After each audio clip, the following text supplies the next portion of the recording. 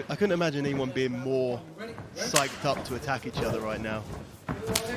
It's never good form to make predictions as a commentator, but this is not going to be a jab fest, is it? It doesn't look like it, does it? It's not going to be lay and pray.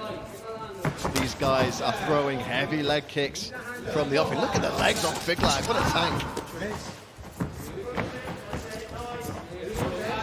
Straight away engaging in the clinch there. Nice reversal.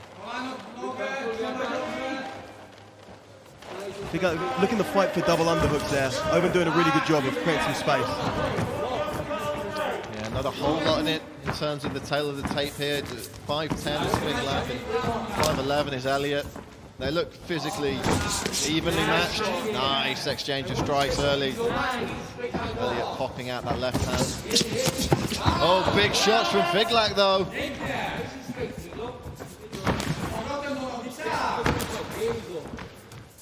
And there's always the danger when there is that little bit of extracurricular activity that emotions start running wild and game plans go out the window. So it may be a case of who can stay on task here. Well, you know, that's the whole thing with mind games. That's why you talk smack to your opponent. You try and get inside of their head. Okay, Figlak got a nice position here. Oban's looking to take a wizard position. He's got to be very careful about Figlak coming around to the back here. He's attempting a bit of a throw here, but sort of in this dogfight position, both tussling to see who's going to take top position here. Oban able to prevent his opponent from getting an advantageous position on the ground there, back to his feet, and he's fighting his way off the fence now. Yeah, again, very similar to what he did before. Interesting that time that he didn't decide to split and create distance and look to strike again. So Oban Elliott looking to see if he can perhaps get some things going, some transitions going in the stand-up grappling against the fence here. Yeah, he definitely looks like he's interested in getting underneath a leg. He's going to try and go for a takedown here, but I wouldn't be surprised if he splits off and looks to strike on the escape there. That's what a lot of people do, is threaten the takedown, and when the opponent's worried about the takedown, create some space and strike your way out of that position.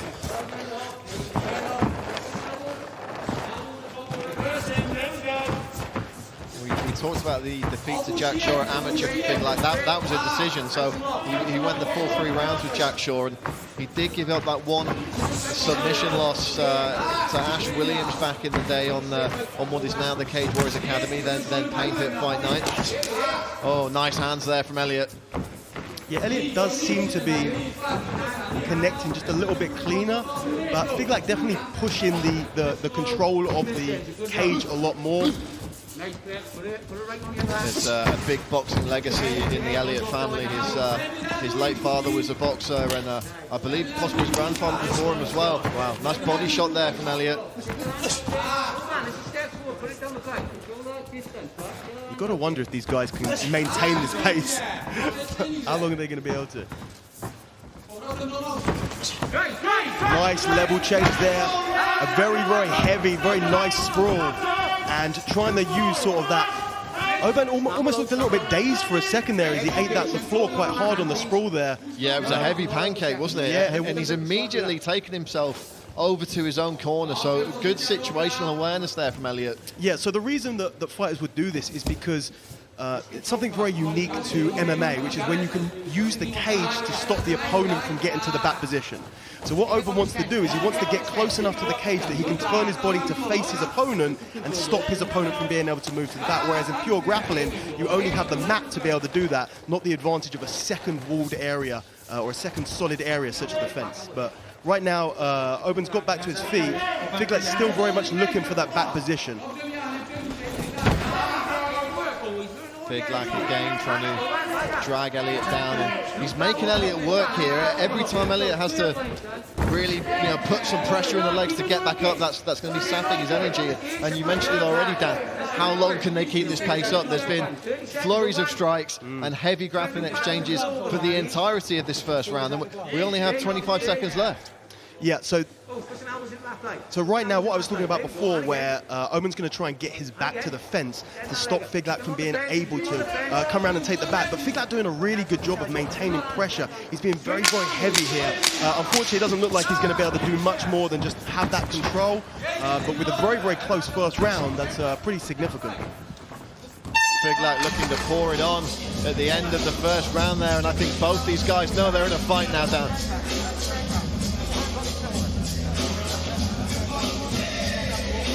Very even first 5 minutes of action, and you may want to give that to Michal Figlak. Yeah, I think up until the that clinch, that sort of domination on the back there. There's a nice exchange of strikes. Elliott finishing off with the left hook. We're going to see the takedown here. So this was actually really nicely timed. As Figlak went to strike, Oban went for a really nice double leg, but Figlak just did a fantastic job of sprawling hard. And Oban just didn't really react very quickly as Figlak came around to the back. He made a really, really good job afterwards of getting to the fence and stopping his back from taking fully, but a little bit slow to react immediately after the sprawl there.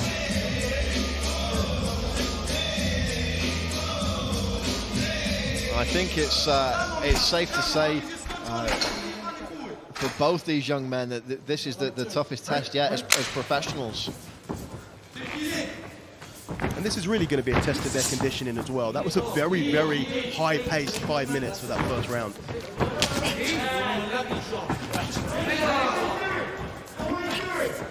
Figlak has gone the distance once as a pro, so he has done that full 15 minutes.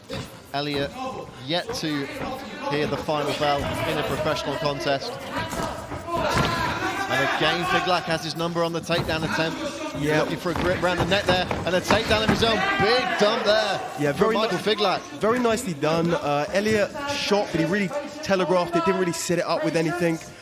It was defended quite easily, and then really nice switch as Elliott was kind of reeling from the defense. He switched into a really nice double leg there. Now passing into side control. It's going to be very interesting. First time there's been a static ground position. Very interesting to see what Michal Figlak does from here. So he's going to look to transition to the back. Oban's looking to frame with his elbows. He wants to create some space. He wants to try and get his knees back on the inside. He wants to try and get to an open guard position, or other option here is to turn to the knees and try and escape that way. So if he can do a similar thing to what he did last round, which is getting his back to the fence like he's doing now, and he's going to try and turn to face Figlak, essentially stopping him from coming around and taking the back completely. We talked about it briefly in the first round, Dan, but Elliott is really having to work here to get back up to his feet, and he's essentially carrying the weight of Figlak on his back here as well. Yeah, exactly, and because Figlak has gravity, he has that position on his side, he's not really insisting on keeping his opponent on the ground. He's standing up, he's dragging him back to the floor, forcing him to work his way back up, giving him a second just to think that he can escape, and then bringing him back to the ground again. So let's see if he continues with that same sort of strategy. Looking very, very strong in this back position though. Trying to drag him back to the ground. I believe just issuing a verbal warning there to Oban Elliott not to grab the fence, and more often than not, Dan, it's instinct in these positions. If your body's going downwards, you reach out and grab a beautiful switch there from Elliott. Yeah, so actually Figlak went for a single leg there, and Oban Elliott got an inside hook with his arm on the inside of the leg, hit a really nice switch, and now he's kind of taking that position. Right now, this is like what we call a dogfight position here. Oban Elliott has an underhook, and he's off to the side slightly, whilst Figlak has an overhook there. So they're kind of resting to see who's going to take that. Figlak takes a double underhook, and he's straight back to where he wants to go, dragging him back down to the ground. So I wouldn't be surprised if he doesn't go for a single leg again. He's having a lot of success with riding this back position. What he's trying to do here with the legs is very interesting. You see how he's taking a hook for the back, and then the far leg, he's hooking the near leg and then also underhooking underneath the back of the far leg. And what you can actually do there is you can sit backwards and your opponent can't move the leg, and you can fall into the back position from there. He hasn't attempted it, but it's interesting to see him entangle those legs in that way to potentially set up an attempt to take the back. Well, what Figlak is doing here is running down the clock and winning the grappling exchanges, so he's putting points on the board, and if he did give him that first round, Oban Elliott may find himself with a lot to do in the third frame. Thanks when you're ready. Yeah, we saw sort of towards the end of that first round, we started to see a bit of a pattern, and now we've really seen that repeated in the second round here. So at this point, Oban Elliott has to be wondering, what am I going to do to stop this from happening to myself again in the third and final round, which is going to be a very, very important round for him, especially if he's 2 rounds down. Figlak landing some short strikes there. Nice knee to the thigh, but he's staying very, very close to Elliott. He's right in front of his corner team as well, with his own brother and Dave Matthews of the Lions Den, who's stepping into the corner tonight as well. Yeah, I find it quite interesting that Oban's not doing that much to actually try and escape. He's taken an overhook on this position, but and here, you know, sort of the first really proactive thing that he's done to try and turn towards his opponent, and he's managed to do that, which is a much better position for him. What he wants to do now, if he wants to create some space, because he does look like he's having a lot more success in the striking distance opposed to the grappling distance. He doesn't want to give his back again like this. He's already seen that this is a very strong position for Michal Figlak. So Figlak again looking for a takedown to put an exclamation point on his performance in this round. Doesn't get it. Oban able to stand strong. And as we alluded to, Danny, it looks like Oban Elliott's going to have a lot to do. And regardless of which way the first round went, you know his corner team are going to be telling him that he has to take the third.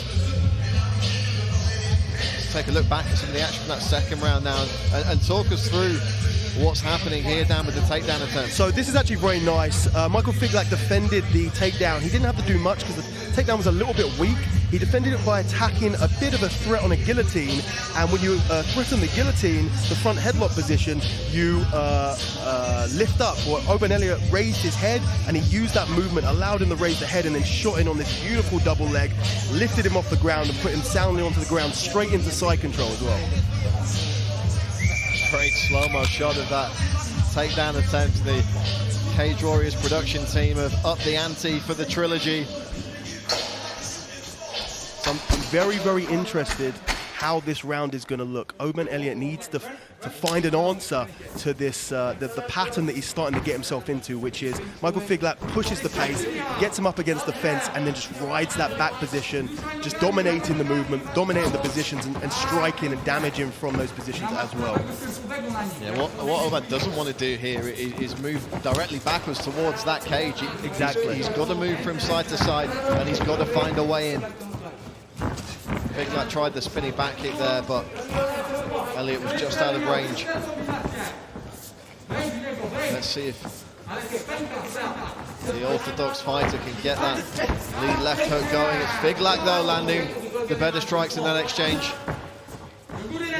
Now, Oban Elliott looks in fantastic shape, but I cannot stress how difficult and taxing it is to have someone on your back, standing. You're tense the entire time, because if you relax for 1 second, you're going to get taken down. So it's much harder. It's much more physically taxing and wearing on the person who has their back taken, even in the stand-up. Even if not much is going on, you can never rest, you can never relax. And there was a nice right hand there from Michal Figlak. Yeah, Figlak definitely looking a lot more fresh in this third and final round. Elliott trying the knee there. You know, the speed that Oban Elliott had in that opening round, he looked very fast with the hands, looking significantly slower now. Overhand right. Figlak looking for the finish here. Elliott trying to get to his feet, taking big shots.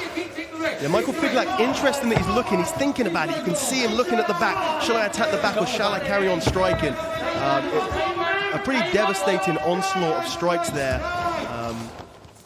I'm very interested to see whether he goes to look to attack that back and get hooked in, sink his arm underneath the neck and go for the finish.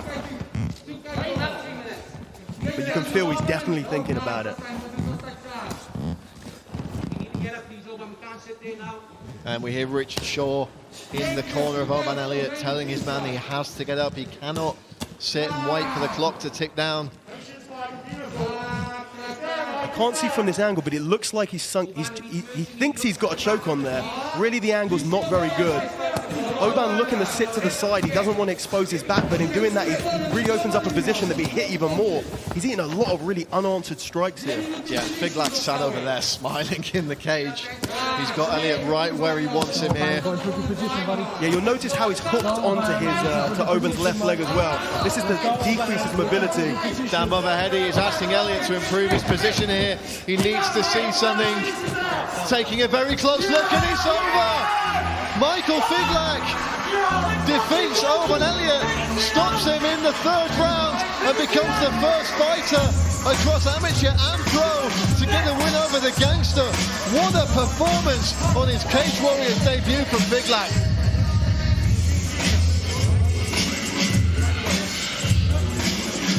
Figlak obviously had words to say to Elliott there, you know, as expected, a bit of extra curricular activity. Yeah, and he feels vindicated now. That's it, you know, a lot of the time, you never know whether it really is personal. Once you get in there and you have a good fight, and it was a good fight, and Oban Elliott did give him a good match.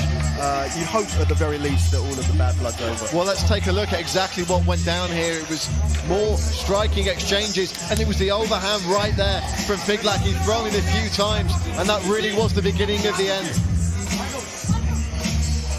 Let's take another look at this. Tees it with the left, throws the right over the top. A picture-perfect connection from Michal Figlak. And that really was the beginning of the end.